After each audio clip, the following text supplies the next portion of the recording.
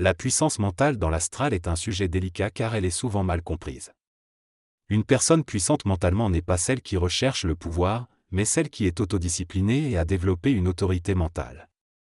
Pour cela, il faut contrôler sa parole et son langage, éviter les expressions péjoratives, les plaintes constantes et l'arrogance. L'autorité mentale dans l'astral entraîne une autorité mentale dans le plan vital et physique.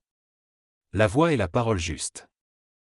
Est-ce à une énergie supramentale, permettent de développer le verbe, une mécanique énergétique qui peut transformer la matière et influencer les individus. Certains individus peuvent parvenir à une colère mentale ajustée, mais cela nécessite une pluie d'énergie vitale spécifique. Par contre, un individu astralement puissant mais sans autorité mentale, ne fait que lancer des défis et des provocations et sera vulnérable lorsque la clôture tombera. L'autorité mentale doit être développée progressivement et est extrêmement puissante. Savoir ce que cela permet importe peu, car quelqu'un qui possède une autorité mentale ne peut pas être attaqué. Cependant, il est possible d'être dans un état particulier où l'on peut bénéficier de cette autorité mentale en présence d'autres individus. Il est question ici de bénéficier de l'énergie mentale d'autres individus et d'atteindre un état de puissance mentale dans l'astral. Cependant, cela peut conduire à de l'arrogance mentale dans l'astral. L'intelligence peut alors s'en prendre à cette personne. L'auteur explique que l'astral ne peut pas détester celui qui a une attractivité mentale, mais peut le craindre et lui témoigner du respect. L'individu qui développe suffisamment de puissance mentale en astral est plus contrôlable. La pratique de la colère mentale permet à l'individu de justifier sa voix et de supporter la résonance de sa présence. La discussion se poursuit sur l'impact d'une colère mentale satanique en groupe. L'antiome du groupe est reflété. Il est aussi question des individus qui doivent rester conscients lors de cette colère mentale pour qu'elle devienne une forme de chirurgie de l'ego. Enfin, il est souligné que cela n'est pas un jeu, mais plutôt un contact de l'individu avec une partie de lui-même. Il est préférable de pratiquer la colère mentale dans des endroits appropriés afin de prévenir les dangers potentiellement liés à cette pratique. L'énergie iénique est très puissante et peut rendre l'individu incapable d'agir s'il n'est pas préparé. Il est important de ne pas se prendre trop au sérieux lors de la pratique de la colère mentale et de se fier aux conseils de ceux qui ont développé cette technique. La colère mentale peut favoriser l'établissement d'une autorité mentale dans l'astral, mais il est également nécessaire de développer sa voix et d'être divin pour atteindre l'immortalité. La conscience physique et la conscience vitale sont conscientes d'elles-mêmes, mais pas de toutes les autres consciences. Les consciences divines, bouddhiques et supramentales ne sont pas conscientes d'elles-mêmes ni des autres consciences. Il existe une conscience créationnelle omnisciente qui est consciente d'elle-même et des consciences qui la composent. L'homme a l'avantage d'être conscient des différentes consciences au sein de lui-même. Lorsque l'être humain est totalement fusionné à la conscience supramentale, il n'y a pas de conscience au sens où l'ego l'entend.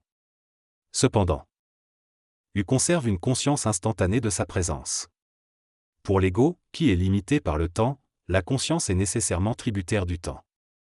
Ainsi, lorsque l'être humain est supramentalisé, il est conscient de son état, mais n'a pas besoin de savoir qu'il est supramentalisé. La meilleure façon de créer un double éthérique fusionnel est de continuer à faire ce que l'on fait déjà, c'est-à-dire de suivre le programme être contrôleur.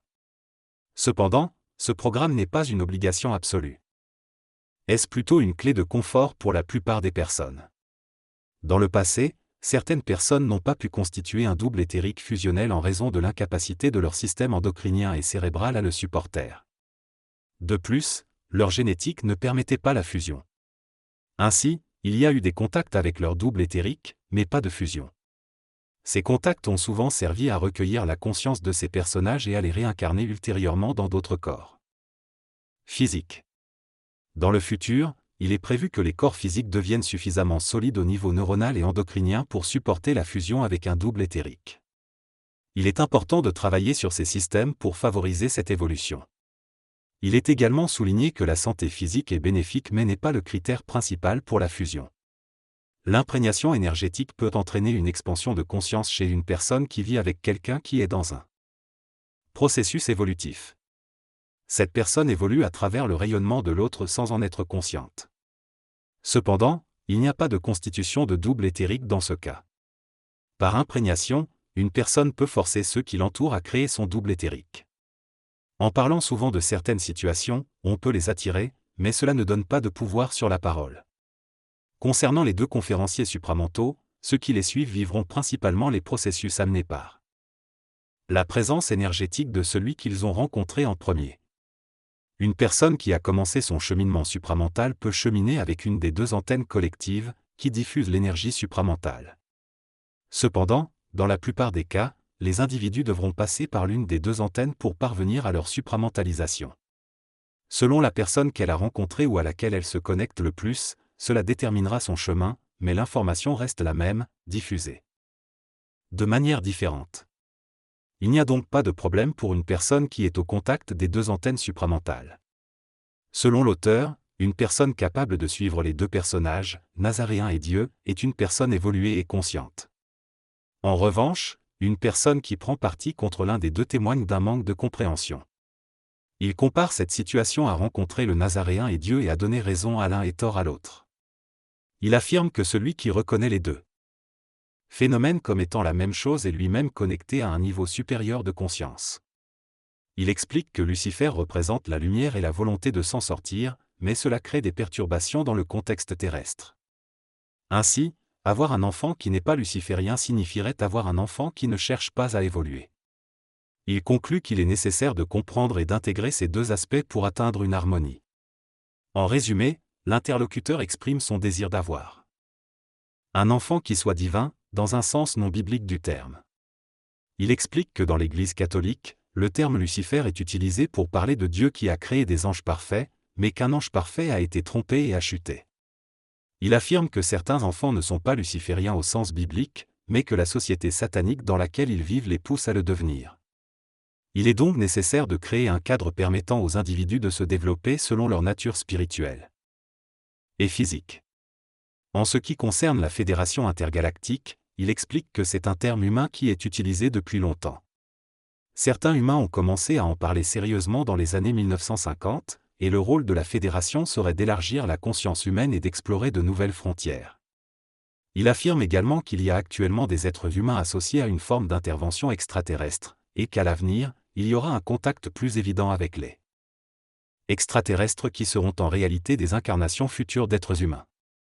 Finalement, il explique que la Terre fait partie de cette fédération cosmique grâce à certains humains capables de voyager dans d'autres dimensions. Il est question dans cette discussion de processus de fusion reliés à nous et qui sont en train de revenir. Ces processus se déroulent au niveau extraplanétaire, mais certaines personnes travaillent avec des groupes qui en font partie. Il est mentionné qu'il n'y a actuellement pas d'êtres de la race violette qui se sont densifiés en corps physique pour se mêler à l'humanité. On souligne également que nous approchons de la fin d'un cycle majeur et que cela entraîne le retour du passé, notamment avec la réincarnation des personnalités passées. On explique que les prêtresses d'Avalon ne se sont pas encore réconciliées avec Arthur, car celui-ci n'a pas vécu jusqu'à sa mort et a perdu le Graal. Enfin, on mentionne que la plupart des problèmes avec Arthur viennent des autres personnes, car Arthur n'a jamais retenu les actions négatives des autres et n'a donc pas de problème avec eux. Ce passage évoque la notion de dématérialisation du corps physique et de fusion avec le double éthéré. Lorsqu'une personne devient invisible, c'est parce que sa structure de pensée se déplace ailleurs que dans le monde matériel, ce qui l'empêche d'émettre des ondes de pensée perceptibles par les autres. Cette invisibilité peut être volontaire, résultant d'une retenue de ces expressions corporelles au niveau énergétique. La dématérialisation réelle peut mener à une rematérialisation ailleurs, tandis que la fusion du double éthéré avec le corps physique permet à l'individu de rester totalement conscient et présent dans le plan physique tout en ayant une conscience globale et supramentale. Pour un observateur, cela peut se traduire par la perception d'un corps de lumière ou de chair, la lévitation, voire la dissolution du corps physique qui se transforme en lumière et est transporté ailleurs. Dans les années passées, il y a eu des changements importants dans la compréhension et l'acceptation de certains phénomènes de conscience, ce qui a évité à certaines personnes d'être internées en psychiatrie.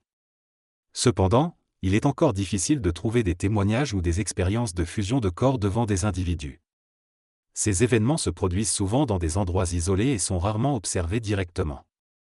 Pour développer un corps mental puissant, il est nécessaire d'avoir une forte connexion entre le corps et le système endocrinien. Cela peut être atteint en utilisant différentes techniques telles que la canalisation de l'énergie vitale, le contrôle de la pensée et l'exercice mental. Un tel entraînement permet à l'individu de contrôler son corps physique et de développer un mental fort. En ce qui concerne les legs, il est conseillé de ne pas les accepter car ils peuvent entraîner des problèmes karmiques à long terme. Si une personne souhaite néanmoins accepter un legs, elle peut le donner à une œuvre de charité ou l'utiliser pour accomplir une mission spirituelle. Cependant, cela ne garantit pas une absence de problèmes karmiques à long terme. Enfin, il est important de faire attention aux paroles et aux actes, car accepter un legs implique généralement de prendre aussi le karma qui y est attaché. Les personnes qui ont accepté des legs sans comprendre la mécanique karmique devront maintenant faire face aux conséquences et chercher à se désassujettir de ces liens karmiques. Ce texte semble être une discussion sur les légués et les changements internes que l'on peut ressentir dans le corps et l'esprit. Il est mentionné qu'accepter un légué revient à vendre son âme au défunt. L'auteur parle également d'une expérience de lumière dans l'œil et dans la tête, suggérant une activation de l'énergie. Il est dit que cela est lié à une restructuration du système neuronal et une mutation au niveau cérébral. La personne semble chercher des moyens de se débarrasser de sa partie antihomme, peut-être en utilisant des chirurgies astrales. L'auteur explique qu'il faut utiliser la bonne technique de chirurgie astrale et avertit que seulement une vingtaine de personnes sur la planète savent véritablement comment faire. Il est également mentionné que l'auteur a montré cette technique à ces personnes. La notion d'antihomme semble être utilisée pour décrire des aspects négatifs de soi-même. Finalement, l'auteur suggère que la vision de l'antihomme peut être déformée, et qu'il faut avoir une vision différente pour se débarrasser de cette partie. Dans ce discours, l'orateur aborde des notions complexes et utilise des termes métaphoriques pour expliquer sa vision de l'évolution et de la conscience humaine. Il parle de l'importance de comprendre la mécanique de notre être pour nous élever spirituellement. Il compare l'énergie astrale à de la colle qui doit être travaillée et restructurée. Il mentionne également l'anti-homme, qui semble être une entité ou une forme d'expérimentation, et souligne le besoin de l'appréhender avec douceur et délicatesse. Il explique que la perception de l'anti-homme peut créer de la peur chez certains, mais que cela est dû à la confusion entre ce qu'ils perçoivent et leur interprétation de ce qu'ils voient. L'orateur suggère qu'il existe des mécanismes pour aider les individus à travailler avec l'anti-homme, mais que cela nécessite une compréhension profonde et une maîtrise mentale. Il encourage les auditeurs à poser des questions pour approfondir leur compréhension.